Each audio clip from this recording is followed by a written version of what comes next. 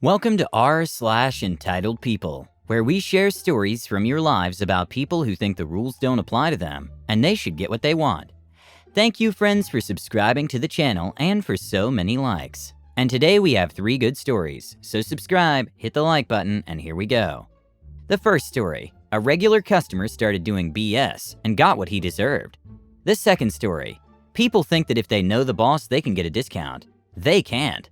The third story, old boss doesn't want to promote me, but still wants me to do the job. The fourth, the boss gave me financial advice. He didn't know that I would follow his advice. The first story is, I don't care how restaurants work, I want my food right now. So while I, 27 female, was in unit, I waitressed almost every evening to make ends meet, as you do. I lived in rural Germany at the time, and the restaurant where I worked was rather small and cozy, the kind of place where a lot of village regulars come by. So naturally I recognize them and know what they want and how they like their service. They feel super pampered and well taken care of. I like being hospitable. It was fun and it didn't hurt the tips either. But of course, not all regulars are good regulars. There are also the ones who walk in and make you think, oh fun, that tea is here again. Brace yourself. In summer we opened the terrace, adding an additional 30 seats outside in addition to the 45 seats inside. There was one regular, a 50-year-ish old guy, who'd only come in summer season when the terrace was open. He would come in as soon as we opened, 6 p.m., sit down on the biggest outside table, 6 chairs all on his own, thereby blocking it for any other guests, ordered 1 beer, $2.50, kept clutching it and sipping away on it for about 2 to 3 hours without talking to anyone, and then pay in copper coins and leave. He never had company, nor did he ever order anything else but that 1 bloody beer, for which he blocked one of our best tables for hours during dinner prime time. This was his go-to routine. My boss was annoyed by this one entitled dude blocking a table of 6, and therefore losing him money. But he didn't want a bad reputation in the village for telling off a customer who wasn't technically doing anything wrong. So he tolerated it. That in and of itself is pretty entitled already, but oh boy are we only getting started. One particularly hot summer evening, Mr. One Beer turns up, orders as usual. I bring it to him and make a mental note that he's taken care of for the evening. I go about on my business as the joint fills up with guests inside and outside. The biggest party was a hiking group of nearly 20 people. I run my heels off taking orders and serving drinks, as you do. The orders all came in at more or less the same time, so the food would be one big push out from the kitchen. So far, nothing out of the ordinary. Right after I had taken the hiking group's food orders, Mr. One Beer beckons me over. I'm surprised, since he's been here less than an hour, and his beer isn't empty either, so this was very unusual. He asks me if he could have a menu. Of course, I bring one for him straight away, but I warn him that food might take a while, since literally 29 other people had ordered before him, and were currently waiting for their food. He says it's fine and places a dinner order, which I convey to the kitchen. 15 minutes later, I'm busy pushing out the food for the smaller tables. The 20 people table is currently in the works. As I run past Mr. One Beer with empty hands after delivering an order, he seizes me at my elbow and asks me rather rudely what's taking the kitchen so long. I wrench my elbow out of his grip, ask him to never do that again, and reiterate that I had warned him that food might take a while, since he was literally the 30th in line to order. He gets peeved and says rather whiny, but I was here first. When I sat down, none of the other tables were here. Patiently, I explained to him that it's first come, first serve, and that we process the orders in the order they're given to me, not in the order of which table it arrived first. That's just how it works. He gets cranky, but he lets me go. I convey this complaint to my boss, who is the head chef. 5 minutes later, I finish serving the little tables, and I'm refilling drinks while waiting for the dinner order of the big table. Again, Mr. One Beer flags me down. I still have no food, he complains. Yes, I'm sorry about the wait, but in all fairness, sir, I did warn you that the food would take a little longer because you were 30th in line to order. I try to explain to this pain in the butt with my long-honed waitress patience. But I was here first. Yes, but again, sir, you didn't order first, and we process the orders in the order they are taken. But I'm really hungry and I want to eat now. I've been waiting for ages. At this point, people are staring because he's whining so loudly. I look at my watch. Sir, you've been waiting for 20 minutes, which is still perfectly within the norm during normal business. Please, be a little more patient. I'm sure your dinner is already in the works. Can you speed it up? I'm really hungry. With all due respect, sir, but I can't magically make food cook any faster. Quality needs time. I'm sorry you're so hungry, but if it's that urgent, you could have just ordered food earlier since you were here first after all. He gives me the stink eye and says, well, I wasn't even hungry then. How was I supposed to know it would get so full in here? I close my eyes for 3 seconds, screaming internally, and then I put on my sweetest FU smile and tell him I'll go check on his food and make sure he gets it ASAP. He scoffs.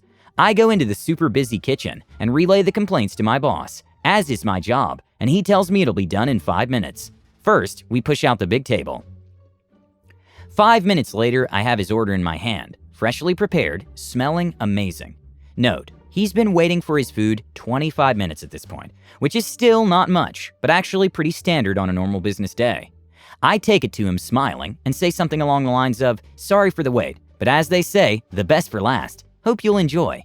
As I put it down in front of him, trying to bring some positive vibes back into the tense situation, he proceeds to spit into the food right in front of me, looks me dead in the eye and says, "Take it back. I don't want it anymore. I'm not paying for it either since I didn't get to eat it."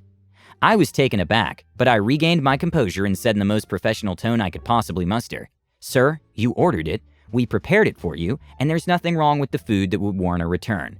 I'm afraid I'll have to charge you for it even if you decide not to eat it, because you've utilized our services either way."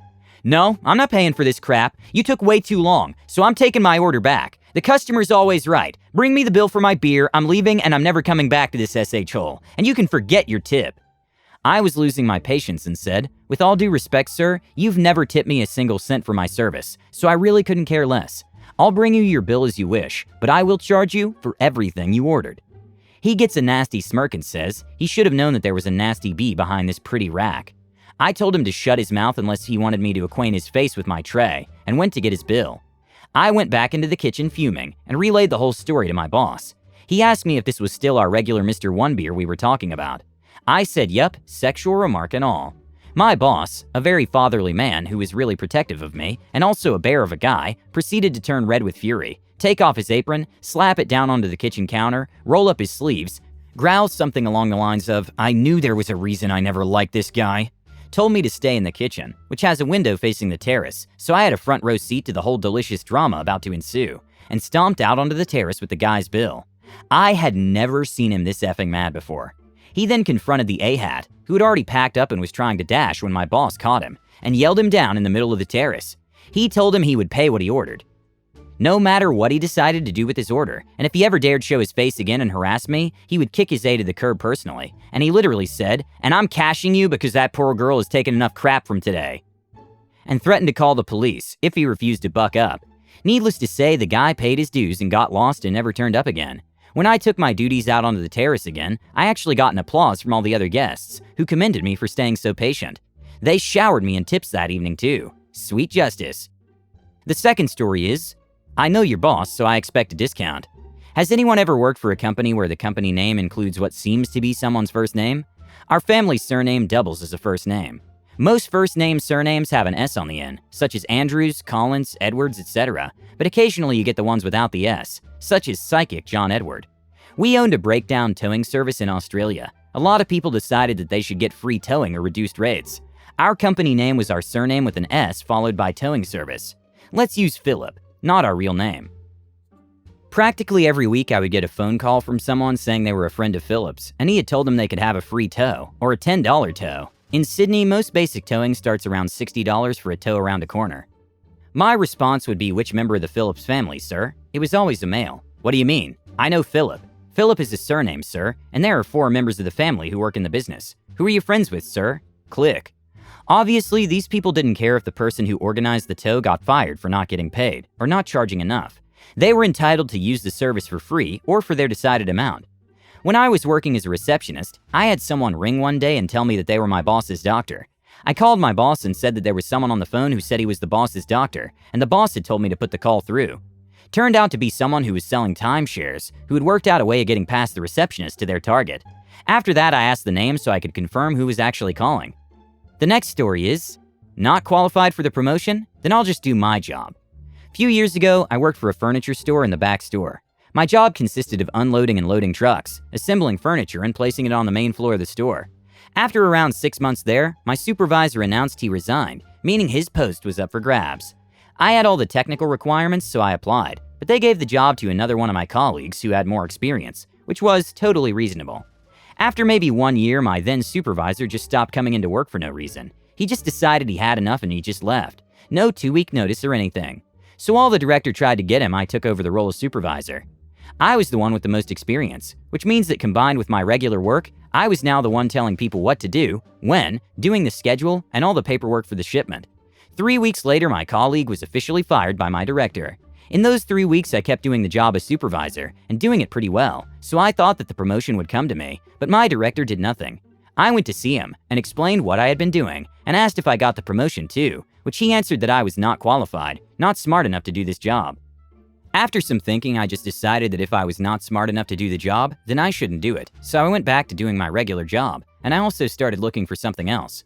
4 to 5 days after I stopped filling in, my director came to see me in the back store, asking why the job isn't being done. After all, without me to organize it, nothing was getting out of the store to be delivered to the client.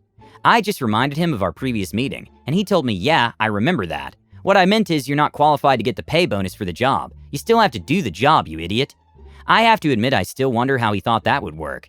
Still a bit dumbfounded, I just told him if I wasn't going to get paid for it, I certainly won't do the job, and that considering we were already short-staffed, with my old supervisor gone, he should be a bit politer. Apparently this was an unreasonable request, a total lack of respect to him, and worthy of firing me. Yep, still don't get how he thought that would fix anything, but hey, he's the boss. I packed everything and left knowing that the back store, which needed 5 people to operate, was now down to 3, with the most experienced worker having a total of 4 months. It only took my boss one day to call me back and telling me maybe he went overboard and that perhaps we could arrange something for the promotion, to which I replied that I would not be coming back since I had a few interviews lined up. I hung up while he was still cussing at me. After a few months at my new job, I heard some surprising news. The store had closed down after 2 other backstore employees resigned. Got to admit that it felt good to see my old boss finally get what he deserved. And the last story is, follow your financial advice? Sure, boss. I got a management job at a small business by accident about 2 years ago. Someone got fired, the replacement bailed, and the job landed in my lap. Since then, my responsibilities have been increasing monthly, while my pay has stayed stagnant at just a bit higher than minimum wage. There are over a dozen responsibilities on my plate that only I can do for us at this point. Even the business owner calls me for help if I take a day off. They need me very much here. Where I live, management jobs are generally about 1.8 times minimum wage to start. I make about 1.4 times minimum wage. I've been budgeting, reviewing my finances and budgeting some more, trying to pay down debts so I can comfortably afford to have kids, and maybe a house in about 4 years' time. Despite my best efforts, at my current pay, it'll take me 6 years to reach this goal. I approached my boss about a raise several weeks ago. He delayed the discussion multiple times, finally giving in and giving all senior employees a 6% raise and implementing a bonus structure for meeting sales targets. Of those employees, I'm the only one whose work directly impacts the sales targets. The fixed raise was under $1 per hour, and the bonus scheme, if I work my A off more than ever before, would work out to another $1 per hour on months that the target is reached. This total still has me under the pay rate for general management in my area, and doesn't account for all the responsibilities I have that only I am trained to do. I told my boss I was unhappy with this, and he gave me a book on financial management, told me to follow its advice and to stop buying copies. Chapter 1 of the book recommended you audit yourself financially and said that if you've budgeted well, trimmed extra expenses, and still couldn't reach your financial goals with your current income, seek a better job. So I'm following my boss's sound financial advice and looking for a new job. Been sending resumes out for over a week now. I hope you enjoyed the video. Hit the like button and don't forget to subscribe and turn on notifications.